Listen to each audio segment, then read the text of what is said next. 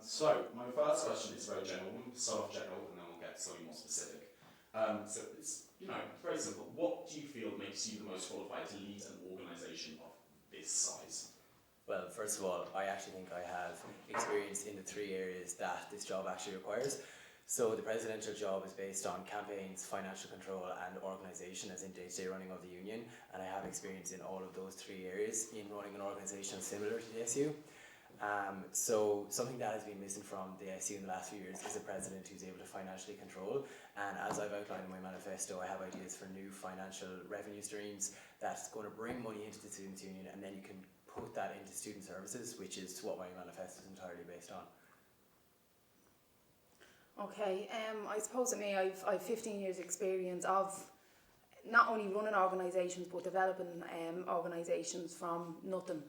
I have developed 3 different programmes in Ireland that didn't previously exist, that are still running now in my absence. I've managed large groups of volunteers, large groups of staff for many years as well, and I'm also good at mobilising people in regards to things like against the cuts or against student charges and bringing people together. I would have controlled the budget of a project. I would have drawn down the government funding yearly for that, so I would have some financial knowledge as well that would go with the position. So yeah, basically I have 15 years experience that I suppose it's a proven track record that I'd be bringing into the race, yeah.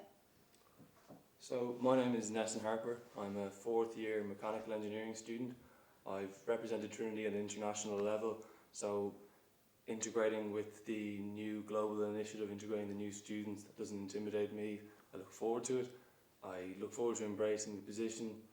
I've been class rep, I've set up my own society in Trinity, I've been on the committee, I'm actively involved in the film fest this year, and I feel I have what it takes to give the position my very best. I personally feel like experience doing all these things, it's wonderful, it's fantastic. But what's really important to lead a student union is a connection with the students. And I feel like of all the candidates here, I have more of that. I have more of that experience with the different sectors of the students, more of that student experience that I can bring, and the perspectives of the students that I can bring to lead the Students' Union. Like aside from that, what I would say regarding the experience that's necessary is that really the only experience you need of being the president of the Students' Union is to be president of the Students' Union, and that's obviously not possible, or else none of us would be running right now. So obviously there's a massive accommodation crisis happening in Dublin at the minute. Students are really struggling at the start of each year to find accommodation. So outside of the existing supports and services like the accommodation advisory service that the SU currently operates, what concrete ideas will you use to tackle the accommodation crisis? Okay, well currently I've been having conversations around, I work in the homeless sector, and there's a programme whereby private B&Bs, they have long-term accommodation, short-term accommodation and emergency accommodation, and they stop kind of renting out rooms to tourists, and they allocate rooms solely to homeless people, and it's kept kind of paid through the county council and various different streams, and it's kind of cost price rooms. It's not, it's affordable housing in an interim base. Like, it might not be ideal for students long term, but if students find themselves in a crisis right at the beginning of the year, it would be an emergency accommodation, so the Students' Union and Trinity could start trying to make them connections. So it's kind of just based on that. So it's working in the homeless sector, so taking that programme and then rolling it out, and then maybe you could use like the HGA money, like, so you could try and get Trinity on board to cover the cost of that short-term accommodation just in probably over the first few weeks when students are trying to find places. I actually have experience in the internal residences of Trinity College out in Trinity Hall, but also I have started already working on this problem of accommodation crisis for next year. So regardless of whether I'm lucky enough to get this position, I've already started tangible things that are going to alleviate the problem that students have with this accommodation crisis, and that's fourfold. So first off, I've already started conversations with Daft.ie, got promises from them that they are going to create a student orientated database with our accommodation advisory service, and to build our accommodation advisory service. So that's going to mean Trinity specific residences, which will then be built into the Daft.ie database, and that we can work with our accommodation advisory service. Secondly, I've worked with the Dublin Tenancy Board to hire, so that we can train our accommodation advisory service staff, and then also hire more staff if I'm actually lucky enough to get the position, so that we are able to give Trinity students the absolute best advice and most comprehensive service we can.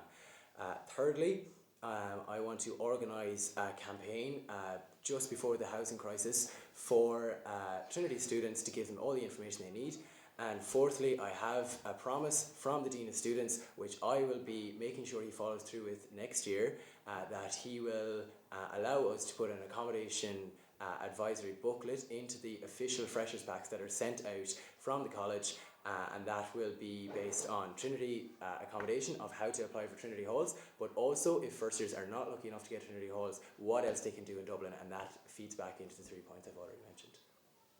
These are all, they're fantastic ideas, to be honest. It's something I have given some thought to myself doing some research. I noticed something that one of the presidential candidates a few years back suggested, I think could be something that's very plausible. And it's the idea of building up a network of landowners, or landlords, to help with the whole accommodation problem that we're having right now. The general idea is building up that network and perhaps being able to use it to help students that are coming in with these problems, particularly students like international students that would be coming in having no idea of how this network of system of networks works in Trinity or in Ireland in general. So for me, the accommodation crisis is something that affects so many students in Trinity.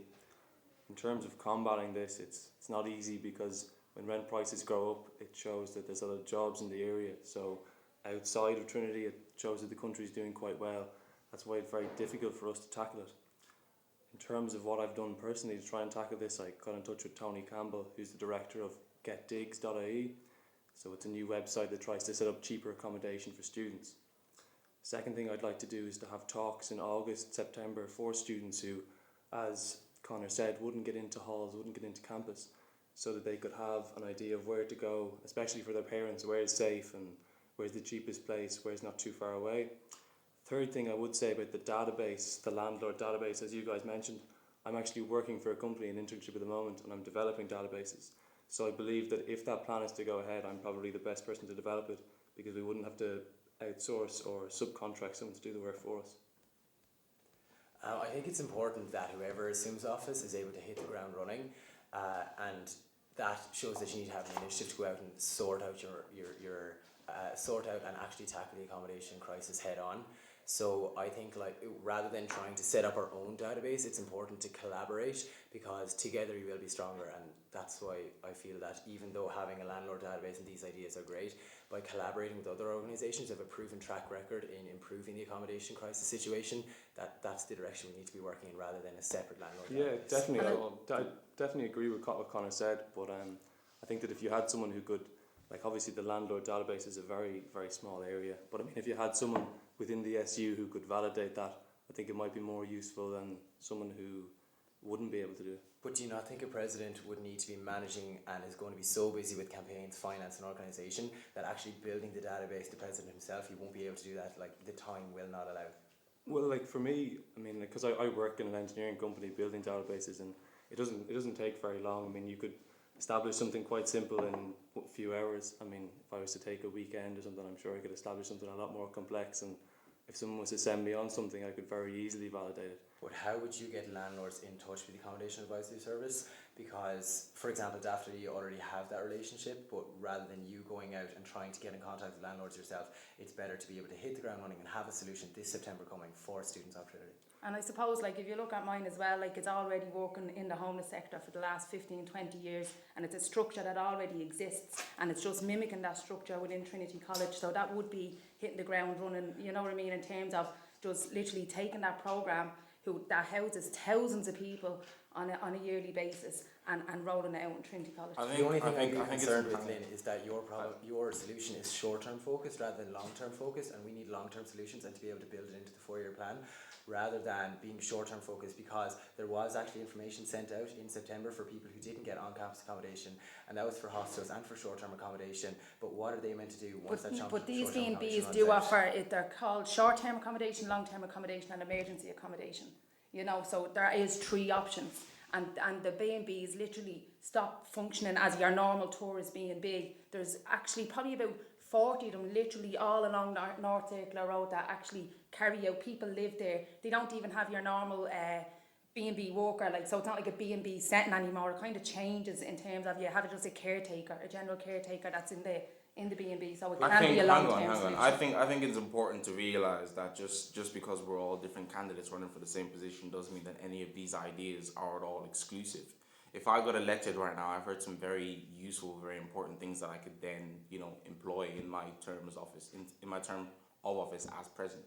Just because I elected doesn't mean doesn't mean... innovative as well, though, in terms of your own ideas. Innovation is fantastic, it's wonderful, but there's sometimes when you need to look and outsource and find other ideas that might be able to supplement the ones that you have. So what you're saying is you're going to listen to all their ideas. If you guys have great ideas, then they're fantastic. That's the point of the SU. It's not just one person doing all the work.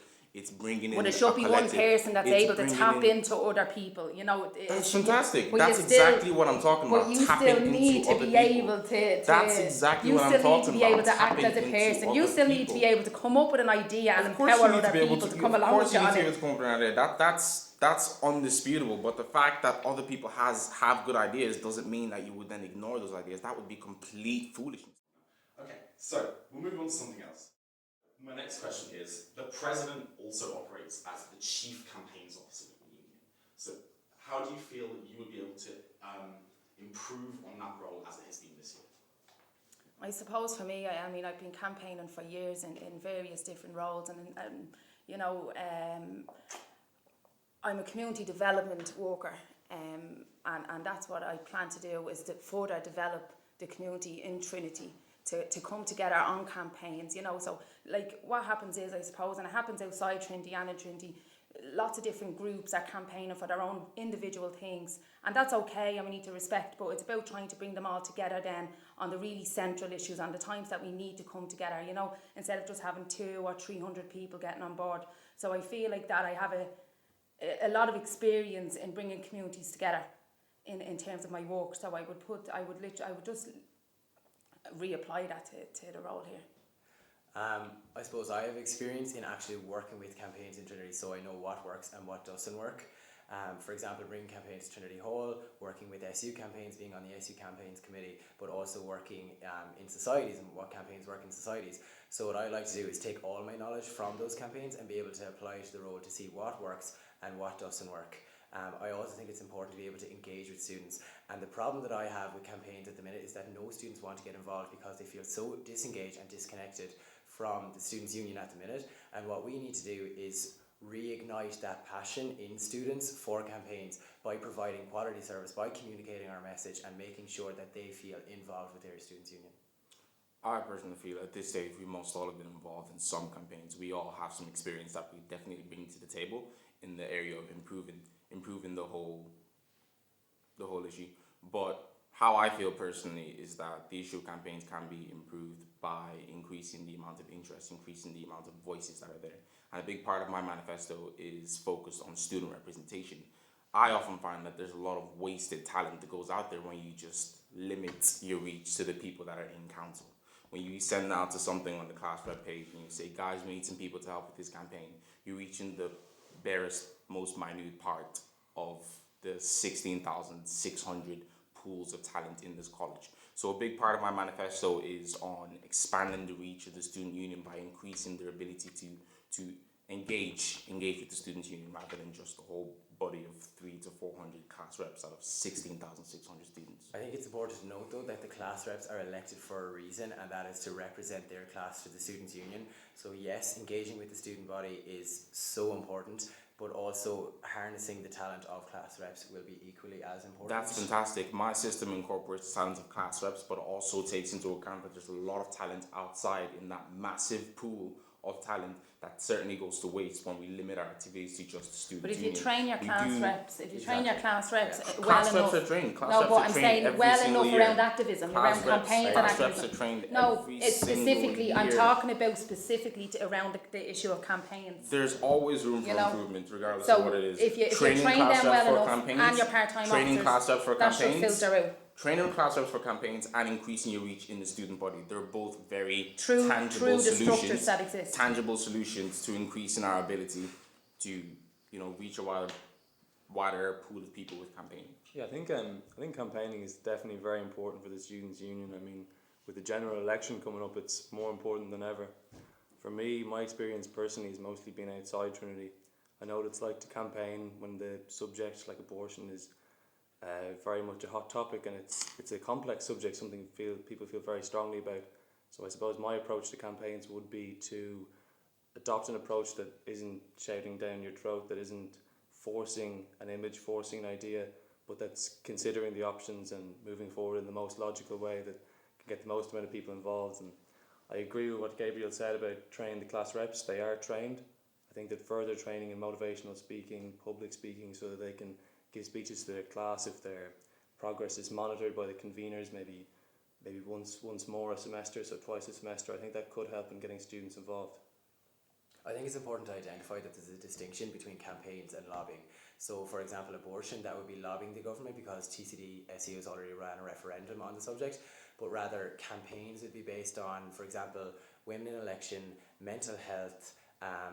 One of my ideas is to have an accommodation advisory campaign to make sure people are equipped with the knowledge. So they're the sort of campaigns that we need to give the knowledge to students and foster a sense that we're all in this together, for risk of sounding like a cliche. But the campaigns need to be student orientated rather than the topics such as abortion and water charges. They're referendums that we'll be lobbying on rather than campaigning for.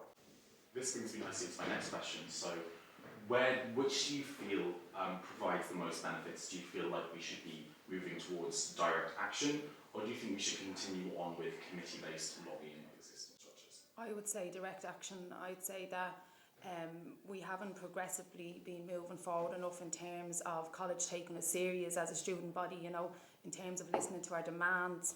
They're implementing cuts without any sort of consultation as such, so I feel that what is happening to date is not working, and there definitely needs to be more direct action. I think that it actually has to be a mixture of both. So direct action, as important as it is, and working with USI to go to marches, we need to realise that Trinity has a platform for itself, so we can run our own marches, we can have our own direct action. But I think that the way to do that is through direct contact with the government. So for example, getting in contact with the Minister for Education and her working groups on the grants and on the issue of fees. I've already done that with regards to the Minister for Health by getting in contact with him about the blood ban for gay men, which is one of my manifesto points. So that is one direction, but also we need to have solutions that are Trinity focused. So for example, with the grants, we need to make sure that the welfare officer and the president and the entire SU are giving support to candidates with regards to, candidates to the actual student body with regards to their SUSI applications and what other support we can give them. So yes, having a focus on the national, but also making sure that we're addressing the problem here in Trinity as best we can. This is one of those fun times where I would have to agree. A mixture of both is something that would make a lot more sense, because just doing one specific thing, putting all your eggs in one basket, it doesn't necessarily guarantee success. It's much better to be able to diversify rather than just stick to one specific strategy. Yeah, I'd agree with what Conor and Gabriel said. I do think it has to be a mix of direct action and a committee-based structure.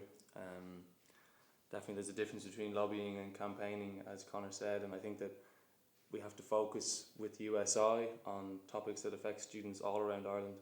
And I think that more so within Trinity, in terms of the student charges that are coming in, I think direct action might be the better option there when we can physically make a difference here within the walls of Trinity College Dublin. Yeah, and I would agree. On national issues, it does make sense to be able to cooperate with USI, but when it comes to things that are within Trinity, it does make sense to go a more direct approach. It would. I mean, so far direct approach hasn't happened, right? and the cuts are happening, and the cuts to the counselling services are happening, and it's not igniting enough anger in students to take direct action so that the province actually says, do you know what, I need to take these seriously. Do you know what I mean? Everything has been so passive to date. Do you know what I mean? So if we don't take direct action within the college on like cuts to a counselling service, and nobody is shouting loudly enough that this is wrong, do you know what I mean? And you do need direct action. You know what's hilarious? That's actually very true. But I personally feel that one of the biggest reasons that nobody's shouting loud enough is because nobody knows.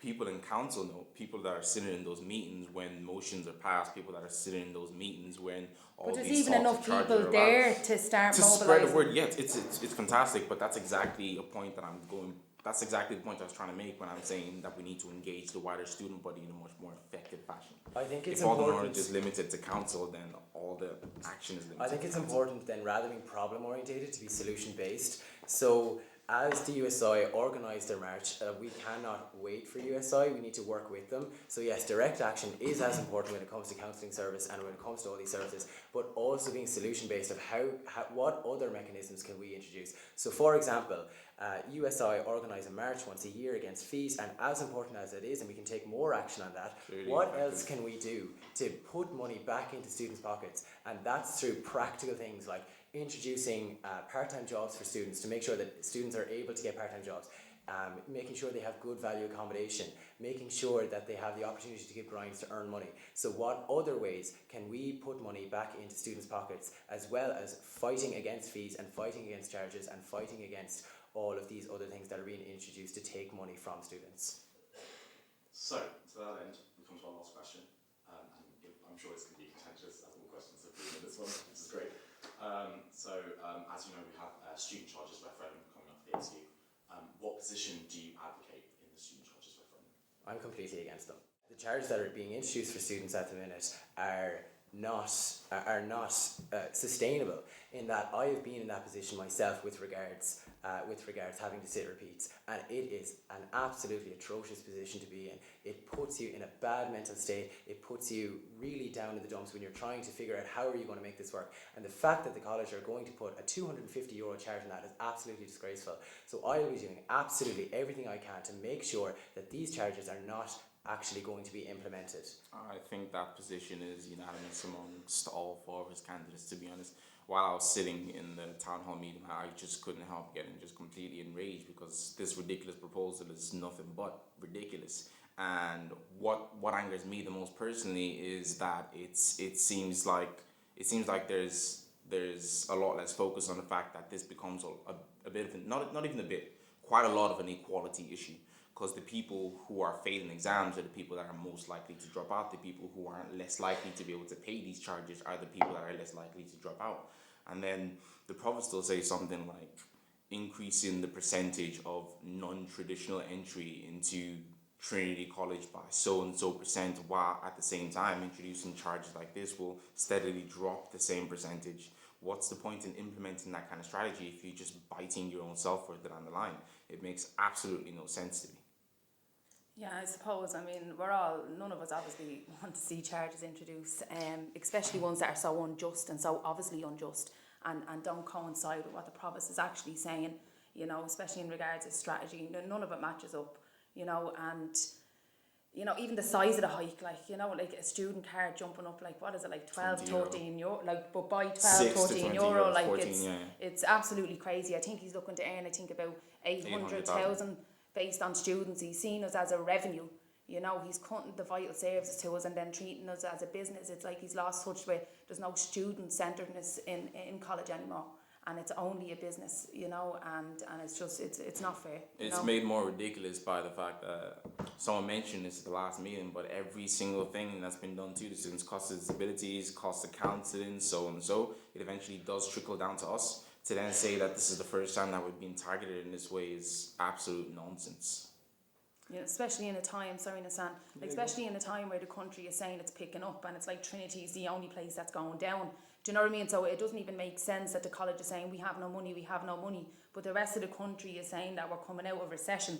You know what I mean? So he wants students, and whatever they've done wrong in terms of their budget and their expenditure, they want students to pick up the shortfall, do you know what I mean, for their over expenditure and things that they're obviously wasting money on, do you know what I mean? So there is money in the college, you know, but they're taking this line that the government has taken, like what, since 2008, that there's no money, do you know what I mean? And I just, it's... Yeah, personally, I disagree with the charges. Now I'm going into the 5th year of my 5-year degree next year, and obviously it's a lot more relevant for you guys who are in 3rd year, but I think that with the new students coming in, especially I have a little sister who's going to be coming to college in a few years, and personally that really motivates me to lower those charges, get them as close to zero as possible, from €0 to 250 for people who have had repeats. Like Conor said, it's not easy, and if I have to pay €250 out of my own pocket and then another €20 on top of that if I lose my student card, that's €270, and I'm facing the exams as well. And I think the last thing you want when you're in that situation is financial stress.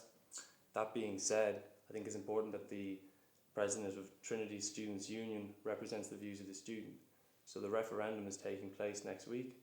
There is a manager for the No campaign, there's a manager for the Yes campaign. So there are students out there who are happy to introduce these charges, and if the vote swings either way, I think it's important that the president represents the views of the student based on the referendum. And for that reason, in my personal opinion, I am against the charges, but I will wait to see the referendum and act on that as a representative of the I'm student just body. saying that we also need to look at, like, if the No campaign won, like that's pretty scary for minority Terrifying. groups that are going to be extreme. Absolutely So terrifying. even though we need to represent the wider student body, you need to be careful of them small pockets of people that usually are non-traditional students, TAP students, mature students, student Their parents. And if that No campaign wins, they are going to be even further ostracised within the community. I mean, because they just work, and like, I mean, there's some women in this college that work all night and come to college the next day and sit through lectures like that, literally awake for 3 days running, you know, like in the student parents. So I think that if the No campaign wins, we really need to pay attention, especially the welfare role, that there is going to be pockets of students that are going to be extremely affected by this. I would have to agree with Lynn on this point, because Nessan and Andrew over here were saying that. Conor, sorry. Sorry. I think what has to That was be a tactic. Was that a tactic? Hang on. I'm sorry. I'm sorry. No, as you guys were saying, like, it's a terrifying position being in the repeats, facing the prospect of paying €250, but you need to take a step back to those minority groups that me and Lynn have been mentioning. I think it just comes to mind for us a lot easier because we're from a similar background, and there's just the fact that in some cases, in a lot of cases actually, there just isn't that €250 to pay. So what then? Do I drop out of college? Do I just not finish my college education because I failed one maths exam in 1st year in science? I think what needs to be questioned, or else what hasn't been effectively communicated, what has been questioned, are what are the other options. Because all that is being communicated to us at the minute is that these charges are the only way about continuing with college in regards to the lack of funding from the higher education, for higher education. So what we need to do is question where else this money can come from. And I agree with Nessan that the SU president needs to represent the point of view from what the students decide. So it is actually, it's not exactly fair, I suppose, always being on this platform, but at the end of the day we need to give our opinion on what our circumstances are and what we think would be fair in terms of these charges being implemented. So for those who are not able to pay, should not have to pay and should be given the same opportunity as others. It's just a simple fact. There we go. Thanks so much. Good debate, guys. Thanks. Cheers.